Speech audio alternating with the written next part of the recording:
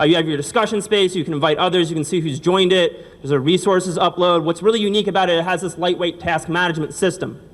So when you click on one of those tasks, you can see who else has signed up, specifically converse with those people, invite other people to take that action. We also added a really cool new feature recently where if you add a call to action, you can tag it by what type of civic and political action it is, and also how much time it takes. The reason I want to point this out is it's very relevant to what our business model is, and I'll be coming back to that in a second.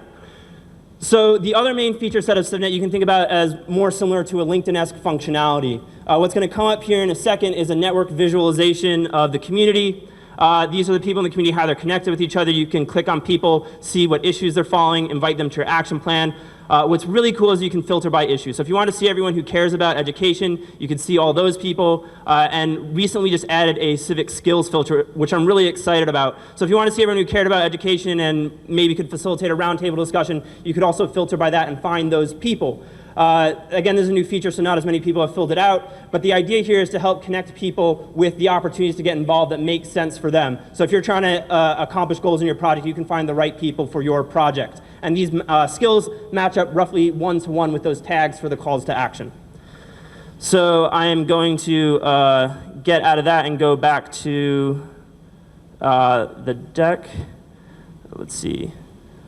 Hey, Steve, can I have some technical help in getting this back up? Thanks. I'll keep talking while he does that. So what I'm going to, there we go. So what I'm going to go to now is how we plan to make money off that. So the basic idea is that CivNet's providing some very useful data around what types of civic and political activities people are taking and how much time they're spending. And we see two basic services being offered. One service would be outreach services, one would be impact analysis services. This is our revenue projection. This is my pitch deck, by the way. What we're going to be focusing on in the first year are those impact analysis surveys. A really good case example here is if you're a nonprofit, every time you have to apply for funding, you have to say this is our social impact. And it's a notoriously difficult thing to measure. The way it's normally done is by having volunteers fill out surveys, having staff time spend valuable time inputting and making sense of that data. The idea with CivNet is that your volunteers would be generating that data in a way that's actually useful to them. Staff time, you could have easily exportable data reports instead of spending valuable time inputting and making sense of that data, and you wouldn't have the halo effect where people are saying they're doing things that they're not actually doing. The other service is more around targeted outreach. A good case example there are political campaigns. So basically this type of information in conjunction with a voter profile would make it significantly easier to find the person who's going to do canvassing for you, find the person who's going to phone bank, find the person who's going to donate. We're planning on rolling that out a little bit later because it's just simply harder to do without pissing off our user base. So we're focusing on the first one this year. So I just wanted to lastly talk a little bit about our traction, and then I'm going to go on to challenges and then open it up to questions so I'm not going too long. So this is where we're at. We released the platform in December. January and February I spent a lot of time doing fundraising and putting together an additional marketing team, and we had a new tech person come on. And then we really have since then been focusing on creating activity and getting our user base up. So we just broke 1,000 beta users this weekend, which is really exciting. We also acquired civnet.com, so it will not be .co in a couple of weeks. And we feel like we've really proven the interactivity piece. And what I mean by that is people are coming back to the site and using it in a meaningful way. In the month of June, we had between 700 to 900 beta users, 600 to 600 monthly active users, so between 6/7 and 2/3 of our user base logged on that month. In the past month, from this day backwards, people have averaged around 500 sessions a week, 7 minutes per session, and probably the most impressive stat is that 47% open rate. If you know anything about the nonprofit sector, the standard email open rate is at a high 25%. So we're doubling the high email notification open rate for our sector. People, since the beginning, have created over 93 community action plans, posted 190 opportunities to get involved, and taken action on around 400 of those calls to action. We also have 2 pending contracts with the Kettering Foundation, who I used to work for, and a local nonprofit here, which I'm happy to talk about more. So I'm just going to, I guess, probably end on that. I have some other slides that I'm happy to talk about more. These are our goals over the next year, is to get to organic growth, scale our revenue stream, expand to some additional pilot sites to prove our replicability and scalability, and then go from there. we're looking to raise 300,000 with a minimum of 10 to 15,000, and we're starting up that process right now. So in terms of like things that we're looking for, obviously I'd love to get more business community members involved, so I will pass out a sign-up sheet in a second, or not a sign-up sheet, a sign-up tablet. For CivNet to work, it needs community members involved. As I try to say, I think we've created a pretty good platform, but what's going to make it a great platform is the people using it and the people getting involved. The business community is often underrepresented population within the civic and political sector because you're working from 6 to 9 when the public meetings are, because you don't have enough time to engage in the way that some other people might have. And CivNet's really meant to help with that type of thing. We're also looking for suggestions on both our business model, potential clients, potential investors. Yeah, that's pretty much where we're at right now. So I guess I'm probably way over 6 minutes, and I'm going to open it up. Nicole? Yeah, so can you reiterate on how you actually monetize? Any specific details of that? You're pretty fast. Yeah. I kind of skimmed over that. Sure. Yeah, and I apologize. I grew up in the East Coast, and I still talk pretty fast. I'm learning to slow it down. Tranquilo. So the business model is there's 2 fundamental value propositions, and it's all based off that data.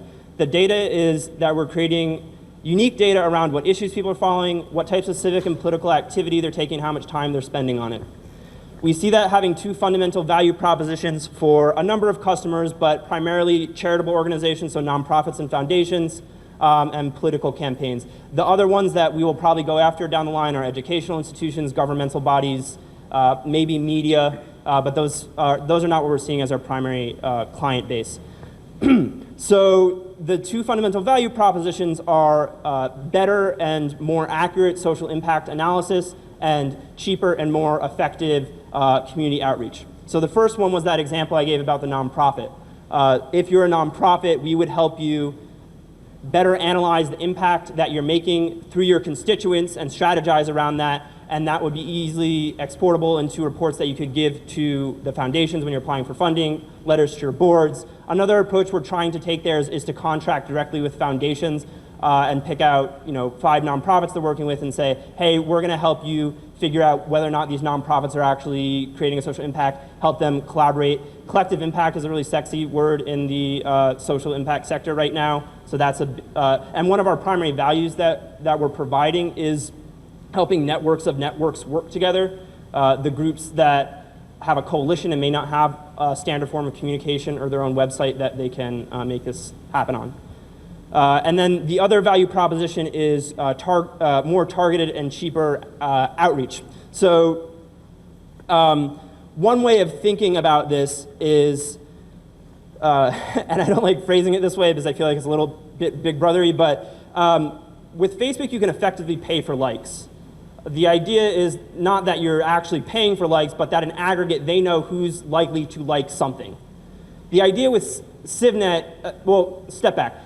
With likes, as a community organizer, that's a pretty shallow thing. It doesn't actually mean that someone's going to do what you want them to do, which could be signing a petition, showing up to a meeting, et cetera. The idea with CivNet is that we have data not just on what things people like, but what they're actually willing to do and they have done in the past.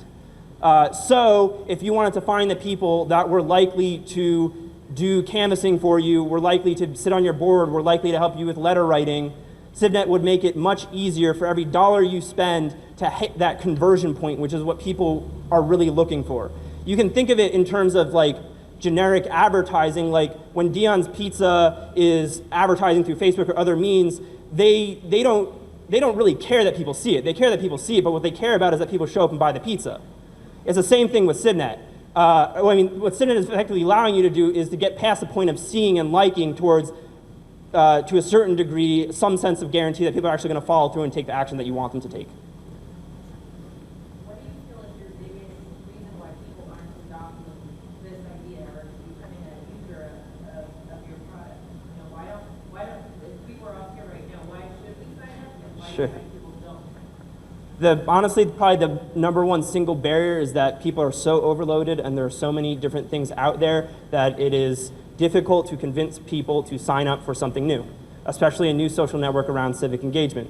What I would say to you is that I think we've proven the value proposition at this point. There's 1,000 people using it in your community. If you want to know what's going on in your community, this is probably a better resource than any listserv you could sign up for, any community group you could join on in terms of getting the breadth of what's going on and how you could get involved.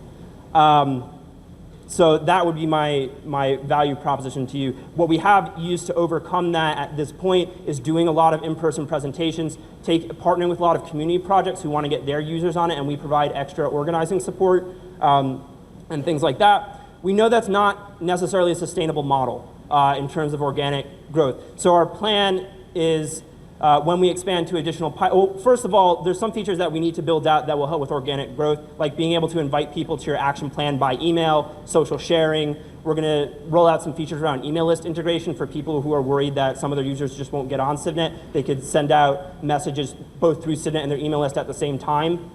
And we're rolling those out in the next weeks and couple of months, so we're hoping that will help with the organic growth piece of it. But in addition to that, when we expand to additional pilot sites, the plan is to very early on find some champions and some products who are going to do a lot of the legwork for us. And also, we envision that's going to be a lot easier now that we have a proven product that we can then go to people and say, this is why you should do it. So we're hoping to drastically reduce the leg time in terms of having to do that in-person, on-the-ground outreach. Did you have a question still? Yes, Mr. So obviously we're all overwhelmed with social media, et cetera. Sure. So I like the concept, the idea, but here's my question as far as branding. We know that Facebook is social. Sure. LinkedIn is professional. Do you have a one or two word branding so I can see this is for me? Who's this for? We're about community action. Action. Action will be the one word. If you want to actually get something done. Michael? Charlie, I think you had you told us about a pilot project you were pursuing with a university or two. Do you have an update for us on that? So the university one fell through. They just couldn't get the funding that they needed. We have done some pilot projects that haven't come along with funding. So they actually had a convening at the end of June, and their problem, their need was that they had one of these convenings before, and one of the problem with convenings like that is there's two problems. One, people who can't attend might be interested and want to get involved. And two, there's often a bunch of great conversations and action steps that come out of meetings like that, but there's a lack of follow-through and accountability. So what we did is we were at their convening. In real time, people were posting to CivNet the discussions that were coming out of these discussion groups that they were having. And then we put all the action steps up on CivNet at the end of the meeting, and we were able to see who wants to join the planning team, who wants to volunteer in schools to teach professional skills, things like that. And it creates a mechanism whereby you can see the people who are actually interested in following up on the discussion pieces and then follow up with those people. So that's an example of a project that we've partnered on. We are talking to some other groups that could turn into paid opportunities. There's a network of nonprofits in the South Valley that might have some interest. There's a couple of UNM things. There's some things around CYFD and that work that might lead to contracts, but they're in the very generative stages, and I don't really feel comfortable talking about them more than that. Yeah, kind of related to your question, you said who's it for? Is the platform or the user experience the same for the people organizing and for the people who are taking steps to make action in the community without really organizing other people? So it's just there are leaders in the community, right? And then there are also people that is in the community that you want to sign up, and then those people will become leaders when they share what's going on to their friends. But have you dealt with the user experience of the two different groups, the real hardcore activists and then the people who come engage? Yeah. So we've broken it out in terms of how we do outreach. In terms of the user experience, there's not much functional difference, as in we're trying to identify which you are and then direct you. And part of the reason for that is it gets extremely complicated. On one issue, you could be the activist organizer. On the other one, you could be the bystander who just wants to see what's happening and get involved. So you'd have to effectively differentiate functionality in the site, figure out what people are for certain issues, and we just haven't gotten there yet. We are planning on functionally separating out individuals and organizations, and that's going to come in the next 2 to 3 months. Right now, what we have, you can create an organizational account, and we have some people who've done that, but we more so have like lots of like EDs of nonprofit, executive directors of nonprofits who have signed up as individuals. Down the line, we're going to move towards a similar model to Facebook, where you'd have an organizational page that people can be admins of, and that would sort of be a way to sort of functionally be more of a leader or engage in some of those paid-for services that I was talking about in an automated way. Is there an opportunity for a paid service level where a nonprofit could use CivNet or CRM as a service, where they could just run their donor and activist base on CivNet instead of having to maintain it the way they do now with spreadsheets and crappy databases and all that stuff? That's our like 1 to 3 year goal. Is like complete CRM integration. So I don't know if we'll build out our own CRM or we'll just try to make it real. There's big competitors like Nation Builder who are very effective at doing what they're doing, NGP Van, there are a couple of others as well.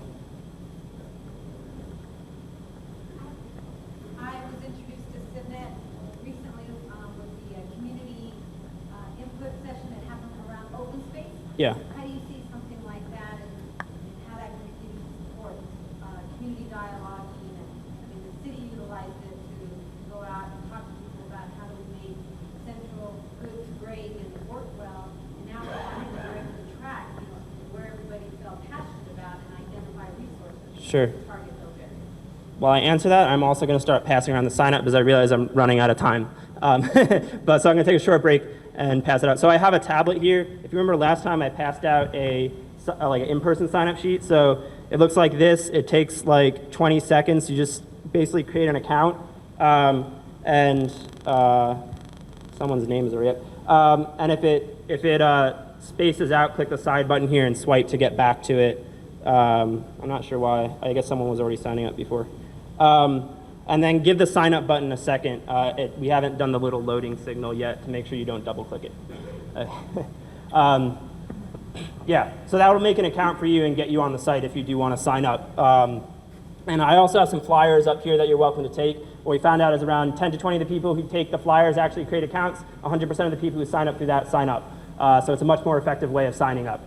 So to answer your question about the Greater Central Avenue action plan, we actually did meet with Dan Majewski, one of the organizers, about that and following up. So we put up an action plan on CivNet, and the way we had talked about it is there's a lot of different issue areas there, so it's a little bit complicated. You can, on CivNet, create action plans and link them to each other, so it allows you to see some of the linkages.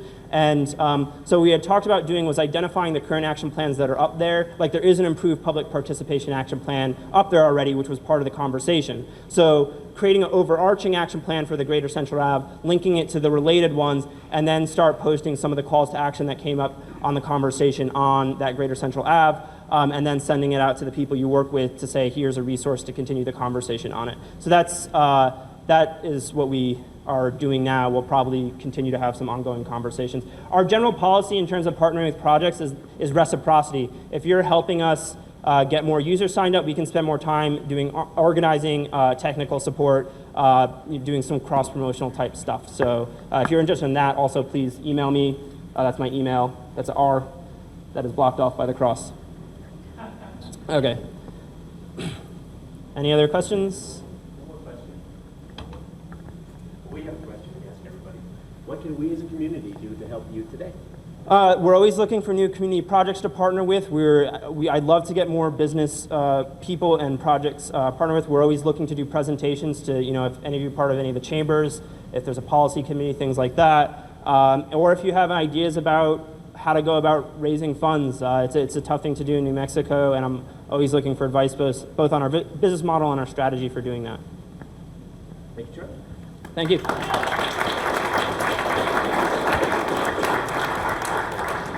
Oh, wait a second. Was I supposed to sing Happy Birthday, or was it somebody else? No, Somebody else? Okay. So we'll have a rousing rendition of Happy Birthday afterwards to some member of our crew. I won't mention who it is, but it's the one with the red face.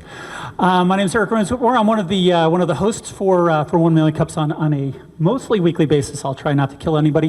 We want to thank our sponsors. We can't do it without our sponsors, so we want to thank Technology Ventures Corporation. We want to thank Sabio Systems, Noventum, the great folks here at Fat Pipe BBQ. And in addition to that, we've got, we've got Nick Lehman Media. We've got a couple of other folks, E&M Samuel Center. But we really want to thank them all and thank you all for coming out and helping us on a weekly basis grow our community of entrepreneurs. A couple of quick announcements.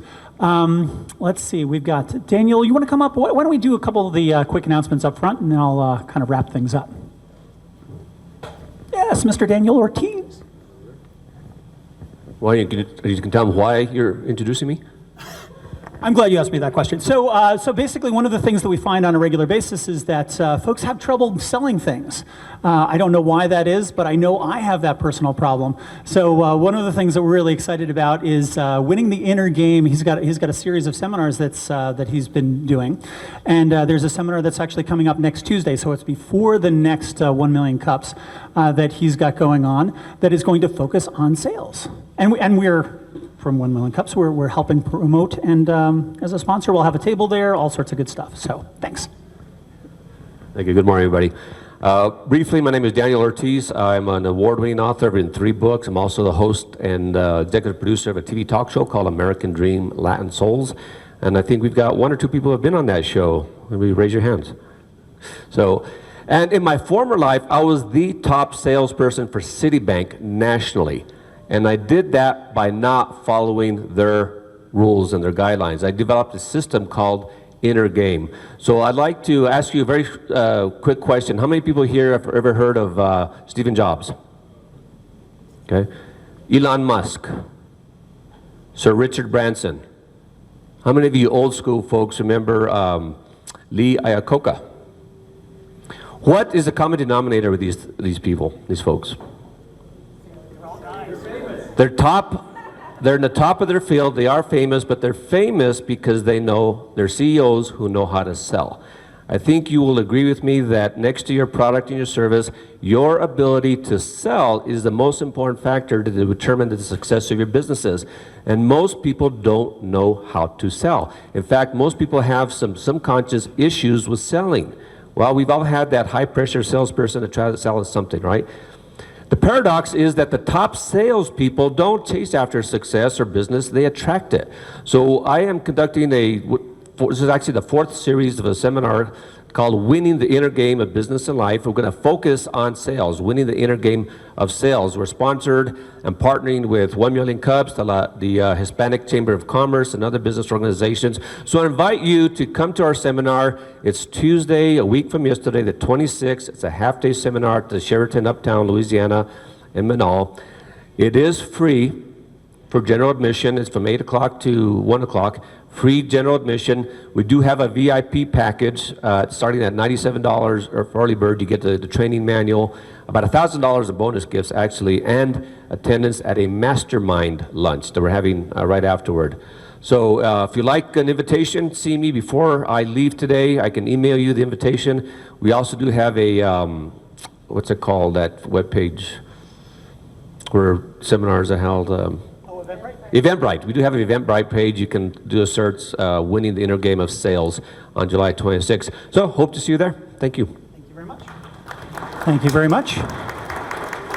Lori, do you have, every once in a while what we do, so we love to have, if we've got guests in our audience, we like to invite them here to our town, and you know, I won't mention other things that we do with our guests, but would you like to tell us a little about some of our guests?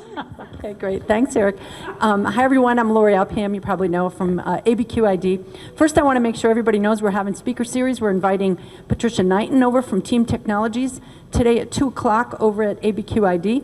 But really, I'd like to have a warm welcome for our friends and colleagues from El Paso, from the Hub of Human Innovation. Nancy Lowry, Nancy, Joe, and Poncho, please stand up. They're here visiting from El Paso.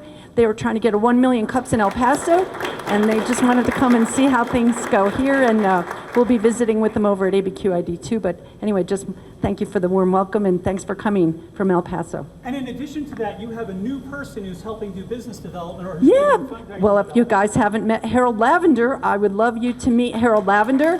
Harold is our newest employee at ABQID, and he's helping us raise our fund up for all of our startup companies, which now are 30 strong. So we're keeping it moving, and Harold's there to help us. Thanks. Good times. Thank you. Thank you so much. And let's see, how many people are playing Pokemon Go? Awesome. How many people were making movies this past weekend? All right, well, if you'd like to see those movies, Thank you, Eric. I'm Liz Langston with the 48-Hour Film Project, and we're an international filmmaking competition. And last weekend here in Albuquerque, we had 41 teams of filmmakers spread out all through Albuquerque and make films. That was over 800 people involved. And our screenings are going to be coming up tomorrow, Thursday, and Friday. And if you want to see the best of the best, next Thursday at the Chemo, we're screening those films. So it'd be great if you guys could come out and see your local films. They're going to be 14 of our best ones, and then a party afterwards at Dual Brewing. awesome. Thank you so much. A couple, please, we don't have time to really do Q&A right now, but if we can get together afterwards, that would be great. A couple more announcements about what's going on. We've got entrepreneurial office hours. They're taking place from 3 to 5 p.m. That's at the new Epicenter, which is also formerly Art Bar Space and Therapy New Mexico Space. That's, what is it, Second and Gold? See Nicole if you've got any questions about that. In addition to that, Taza, so bilingual, basically coffee and entrepreneurship in a bilingual setting. That's taking place at South Valley Economic Development Center. That's from 9 to 10 a.m. And the only other thing I'll mention is Millennial Train. There's a group of about 25, 26 millennial entrepreneurs and project leaders and just folks with great, awesome resumes that are going to be crossing the country by train and visiting a bunch of different cities. They're joining us on August 4th, so in a couple of weeks, and there are going to be a couple different special events, including entrepreneurial happy hour that evening over at Tractor Brewing. So if you're a millennial, you want to work with other millennials and connect with them and see some of the amazing projects that they're doing, check out Millennial Train Project, and we'll be sending some more information about that. Without further ado, we've got a great morning. You may know him as the initial director of ABQID and an entrepreneurial evangelist here in Albuquerque. Mr. Webb Johnson is going to tell us a little bit more about pajarito powder. Yes. Is that what you're going to talk about this morning? That sounds fun. We'll change Sounds it up great. if we need to. Yeah, super. Is that what I'm talking about? Would help if I knew what I was doing. Hi, good morning. This is a good-looking crowd. Yeah. Hi. Woo! Full of luminaries, too. Brian Colon, Alcalde del Futuro. Where'd you go, man? I saw you back there. Some dignitaries in the audience. This is great. I am tickled to be here. Actually terrified of the sheer volume of people. I was kind of thinking it'd be like a slow Wednesday in July, but here you all are. All right, let's talk a little bit about global climate change. I'm going to stand right in front of the speaker and drive you guys crazy. Who here believes in man-made contributed global climate change? I'm going to not isolate the folks who don't believe in that. All right, so we're kind of on page. I wanted to figure out who my audience is. The reality is this is something we're going to be dealing with. Hey, Eric, I'm getting like a lot of feedback off the speaker. What do I need to do with this microphone? Do I just need to stand away from the speaker? We're adjusting as we speak. Go ahead. All right, very good. That's probably better. Just talk louder. I don't know if it was driving you crazy, but it was driving me crazy. So this is what we're dealing with, right? Greenhouse gases. Greenhouse gases are what are contributing to global climate change. And the fundamental reality is that there's a couple of core offenders. This is just the United States, but it relatively tracks for the rest of the world.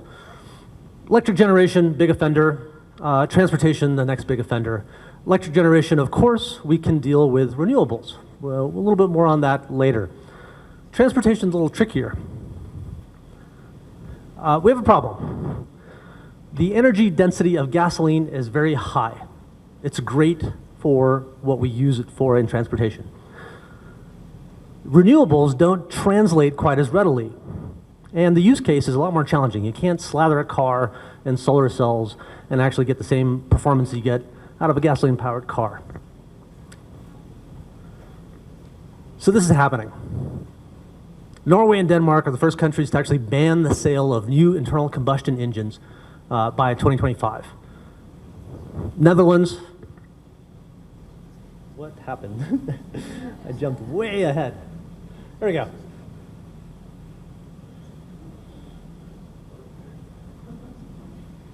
Hold still. All right, so Netherlands is going to follow suit probably by 2030. France, Germany, Sweden are all talking about this as well. The mayors of major cities, Paris, Berlin, other places, are actually kind of leading some of this charge because of the particulate emissions that are occurring with diesel in some of these cities, creating large pollution problems. You're hearing terms like peak diesel, meaning we have reached the apex of the use of diesel as a considered green fuel.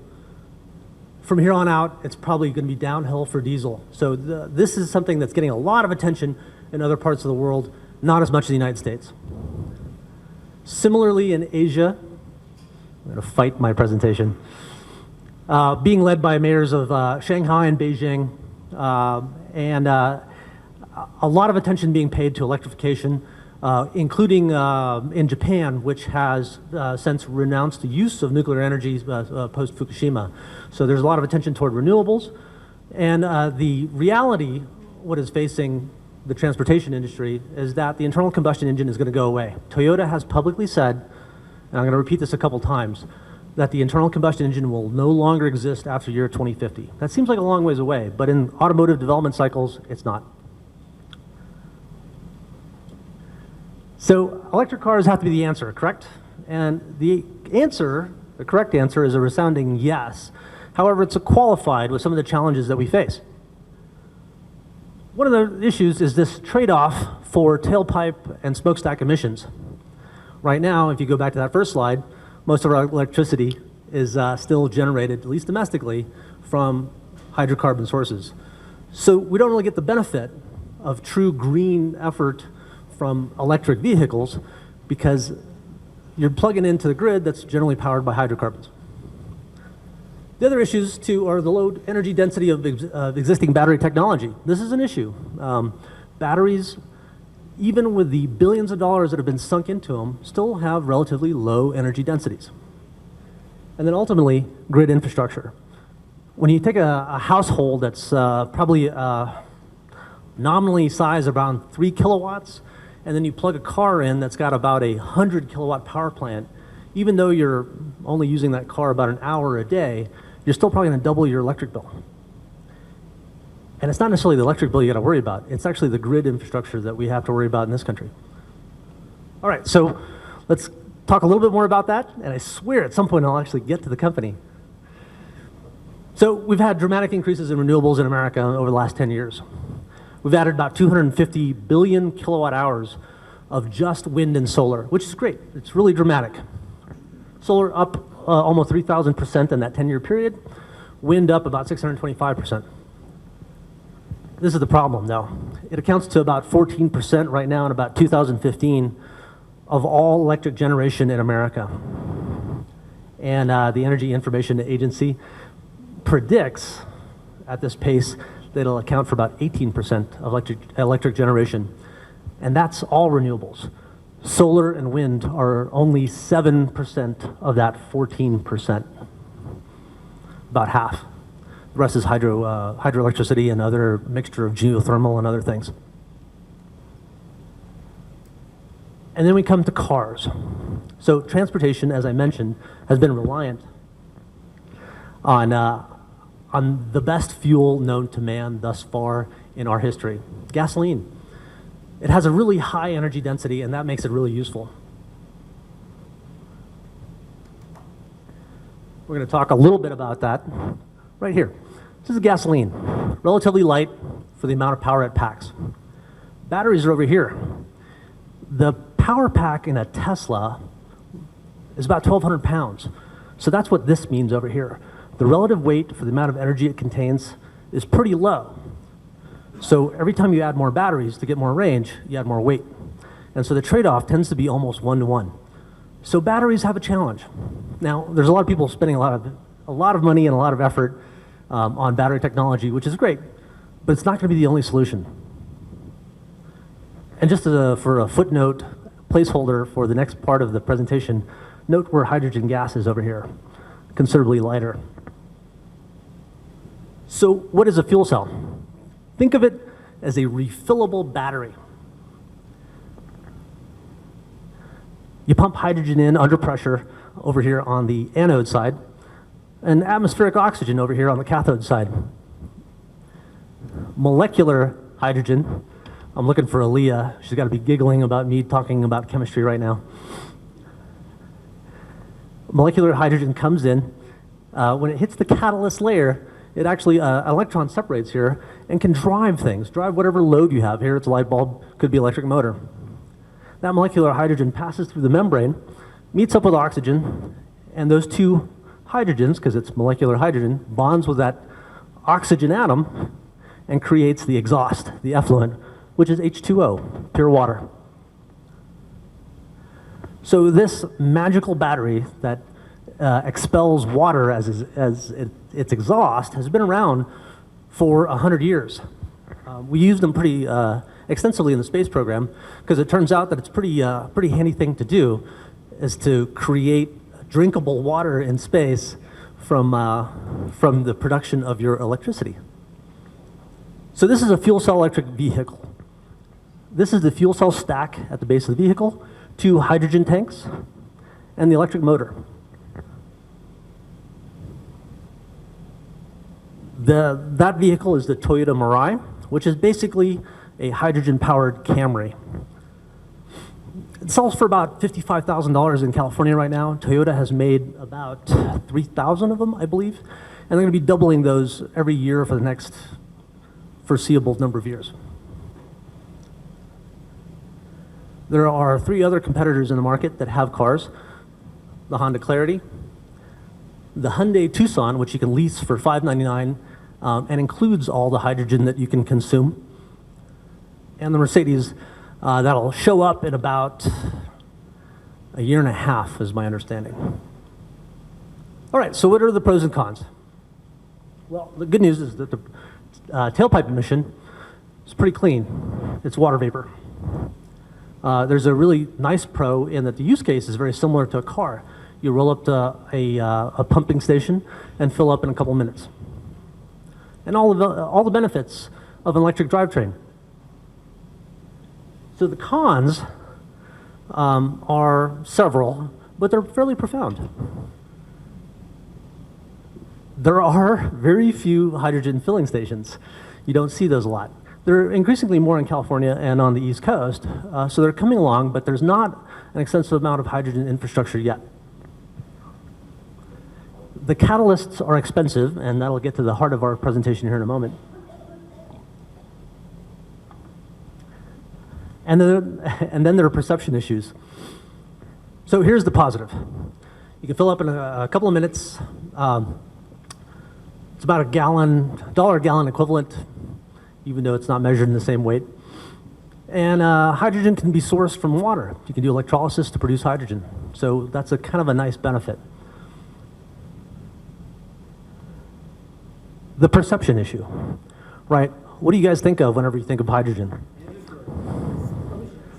Right. So what you're sitting on right now is not a lot better. Gasoline, part of the reason why we like gasoline is this energy density, which is what kind of also makes it a little bit of a bomb. This is taken care of by engineering. You can engineer safety. That's what we've done with gasoline. It's what this guy has done with lithium-ion batteries in the Tesla. You take the top off lithium-ion batteries in the atmosphere, and they go boom. I don't know if you've seen the videos on the internet, but cheap lithium-ion batteries go boom. He's also part of the problem. He's got a pretty major investment into lithium-ion batteries. So he is ardently opposed to fuel cells. And he speaks his mind on that, which doesn't help the industry. The other con. We rely on platinum for the catalyst. It's an expensive, precious metal. It's mined in a few places that have questionable geopolitical stability. Trust me, the geopolitical instability of the moon is coming. And then a typical car fuel cell stack requires somewhere on the order of about 30 to 100 grams of platinum. So this is a big deal, right? You're talking about anywhere from, right now, platinum's at sort of historic lows. It's been as high as $2 grand an ounce. It's down to around 900 or so right now. But it's a commodity that'll change, and let alone if you start making millions of cars, let's say, that would probably drive prices up. So platinum is a big deal. Enter Pajarito powder. Like 10 minutes into the presentation, we get to the company. All right, so this is what we're looking at. This is the center of the fuel cell stack. We belong right here within the membrane electrode assembly. The catalyst layer is the parts that surround. Okay, this is where I need both hands. You take a strip of membrane, a material like Gore-Tex, let's say, and you sandwich it with catalyst on both sides. That's where Pajarito comes in. We are actually a precious. This is platinum group metal free catalyst. That's what we do. We actually have a highly engineered product that's carbon-based that can actually both substitute for platinum as well as hold platinum down, which is one of the bigger problems that occurs in the automotive industry. So it really is black powder. That's what it looks like at a pretty close magnification. So we are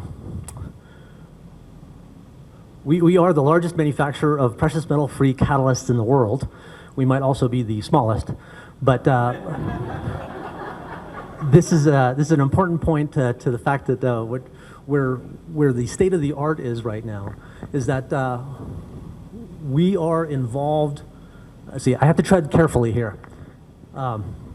Let's just say we're involved with every major automotive manufacturer that has a hydrogen fuel cell program, and then I won't violate any NDAs. And the context is twofold, right? It's this first one, this precious metal-free catalyst, which gets the industry to where it needs to go. The second is this engineered carbon support. This is the carbon that would actually hold the platinum on the catalyst layer, which is in this term and within the industry is called durability. The load and the cycles on a fuel cell in a car are really arduous. The starting, the stopping, the climbing of hills, the coasting puts a fuel cell's catalyst under tremendous strain. And what ends up happening is the carbon corrodes underneath that platinum, and you end up spitting platinum out with your water vapor. So the challenge there is to retain the platinum on the catalyst layer, having the carbon not corrode under that arduous duty cycle, and allowing you to warranty a power plant for 100,000 miles like you would a normal car. So this is one of the things that's has most excited our customer base right now. All right, so the team. Tom Stevenson, many of you may know as the original founder of Verge. Bar Halevi, this has been his life's work. Bar is a remarkable human and has contributed a great deal to the science overall. Doug Penner, our CFO. Byron McCormick is literally the godfather of hydrogen fuel cell cars. He was part of the team that brought the EV1 to existence at General Motors. That was his project, his billion-dollar department at GM in the late 90s. People have been working on this a long time. We've had the great fortune to add Byron to our board of managers this year. He moved to New Mexico. He's an amazing resource, entrepreneurially, and just an amazing human overall. Alexei Serov, inventor of a couple of the processes that around the catalyst. Dr. Aaliyah Lubers. Aaliyah, I'm going to embarrass you and have you ruin your video by raising your hand and waving. Thank you, Dr. Lubers. Megan Bradford, sitting next to her, also a colleague at Pajarito. Saburo Hori, this is a great find for us. This is a gentleman who has actually been working in the industry in Japan for the last 30 years and has been just invaluable. So our strategic advantage. We have a lot of know-how. Know-how trumps intellectual property to a certain extent in this industry. IP is immensely valuable, and we've secured some of the best of it. A great deal of it was invented in New Mexico. So this third bullet about being in New Mexico, I'm not kidding. One of our strategic advantages is being close to all of the intellectual property that has materialized around precious metal-free catalysts. That, and we're conveniently located between Germany and Japan, which are two primary markets. The technical advisory board is just world class. We've actually secured the vast majority of the scientists that have contributed to the body of knowledge around precious metal-free catalysts. And as a result, we've sort of locked down the space a little bit. All right, so acquisition paths. I might actually save this for Q&A and then just sort of jump ahead. So these are some of our challenges.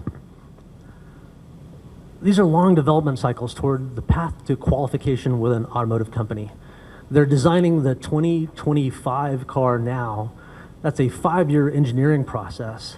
So by 2020, they want to have everything locked down, all the new technologies, so they can design the engineering on how they build it, which means there's a 5-year path prior to that. It is a 10-year overall development cycle. You invent all the new materials and technologies for 5 years, and then you figure out how you're going to build them for the next 5 years before you come out with a model year car. So the car that you buy in 2025 started its life last year. Surprises. Every entrepreneur knows this one. There are always surprises. The industry is in its infancy. I mean, these are skunk works within some of these major automotive companies. And what's more, the infrastructure piece is still insufficiently developed, and then you have billionaires talking trash about you. Also dealing with big companies. You know, if you've ever dealt with a big company and you've sold them something and you have to deal with the net 180-day payment terms. And then your U.S. environmental policy, and it's not the typical reason that people cite on environmental policy. This one is, right now, the California Air Resource Board is one of our best allies. The obligation for car manufacturers to actually contribute some proportion of the fleets that they sell within California is what's driving the industry. California has set the bar for zero emissions. If for some reason somebody comes along and sets a higher bar, like let's say China, the industry is going to leave America. So that's a real legitimate threat. So with that, I think we're kind of wrapped up, and I can take some questions. Let's take some questions. Yes. So I want to come back to one of the drawbacks, which is the same as for electric cars. So if you're fueling a car with hydrogen, that was produced using electricity. So again, you're kicking from the tailpipe to the smokestack. So you actually have exactly the same problem with electric cars. It gets worse, but yes. Okay, I'm going to repeat Dr. Sauer's question. So Dr. Sauer mentioned that if you're actually fueling up with hydrogen has probably been produced by a couple of ways, and now I'll go into a couple of challenges. One of the challenges is electrolysis from distilled water. You have to have pretty clean water to administer electrolysis. I see Aaliyah cringing back there. To produce hydrogen. This is that chemistry, the last time I took chemistry, the high school science experiment where you administer a current into water and it produces hydrogen gas that captured in the test tube, and your chem teacher lights it on fire and it goes whoosh and everybody goes cool. That's electrolysis. That's how you actually produce hydrogen off of water. The shortcut path right now that a lot of people use is off of hydrocarbons. This is a problem, right? So, you've mined hydrocarbons and you're going to use some kind of hydrocarbon and hack off. Onboard reforming is not cost effective, but if you split off hydrogen from a hydrocarbon, this is a shortcut way that we can actually get the oil companies on board with this industry, which makes a lot of sense to me, but there are environmental groups that call hydrogen a ruse because of it. Indeed, the long-term proposition is exactly what the Europeans and the Japanese are doing, which is they are using their renewables, like solar and wind, to administer electrolysis to convert hydrogen, to take renewable energies that would otherwise get dumped in the grid, which isn't very efficient, to convert it into long-term storable fuel like hydrogen. So your solar and wind can turn distilled water into hydrogen and you can store it. So I lived in a house for 2 years that was a hydrogen fueling station, and it had all of this.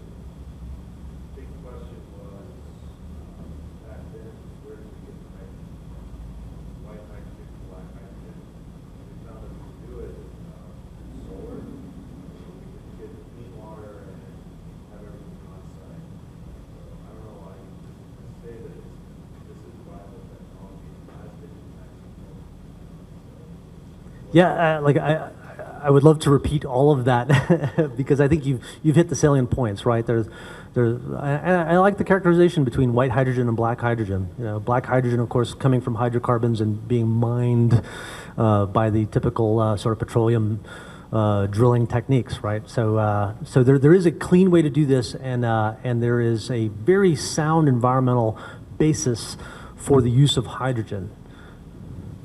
Back there. Oh, hey. What is your role in the company? Yeah, thanks. And your $20 is in the mail.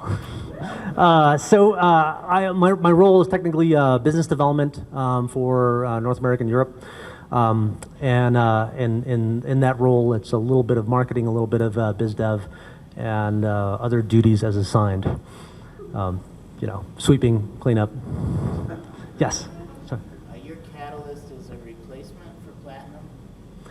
So there are two products. One is. And does it dramatically reduce the cost?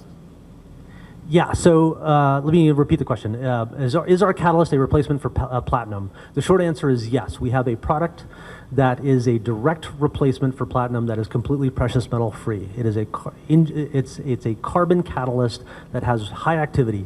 It does not perform as well as platinum in this current generation, but it's very suitable for low power applications. What's happening in some instances are people are using these things as on-site generation for power, so you could actually collect water, convert the water into hydrogen, and then take the hydrogen and power a cell phone tower that is off the grid somewhere. It's not close to electric lines or something like that, but it might be near a source of fresh water that you can convert to hydrogen. The second product is actually meant to be used with much lower loadings of platinum, and it actually outperforms existing platinum. Sorry, I hope that. And we have a last question or two. So, red or green? Christmas? Christmas, awesome. And what can we as a community do to help you and help Powerade Powder grow? Thank you, Eric. That's very kind. One of the things that's challenging is that we really have no customers. I have to think about this. In New Mexico, at the minimum, the United States is fairly limited in activity. All activity, or the vast majority of activity, is focused in Europe and Asia. Part of the reason why I spent so much time on the hydrogen economy part of this is because of the general lack of understanding about this in the world. I mean, the community in general. So if I could provide a nuance of understanding about what we do, two, the importance of looking for alternative fuels, and three, the benefit that hydrogen can provide, then I hope to imbue you with a sense of evangelism, and you can go out and convince other people that this is something worth exploring. I would like to offer my services up to provide you with additional materials so you can make judgments for yourself. But I have certainly drunk the Kool-Aid, and I am wholly on board that this is a proper direction we should go, and that Pajarito could be a dramatic win for New Mexico in the next few years. But we probably need some support, and would appreciate anyone who's interested in chatting more about this to come talk to me. Awesome. Thank you very much. You know, and it's so major automakers nowhere around the world here that are grown up here, companies that are based on such a thing about what is happening in Mexico. I've been in Albuquerque, New Mexico. One or two other presenting. First of all, well, we're going to make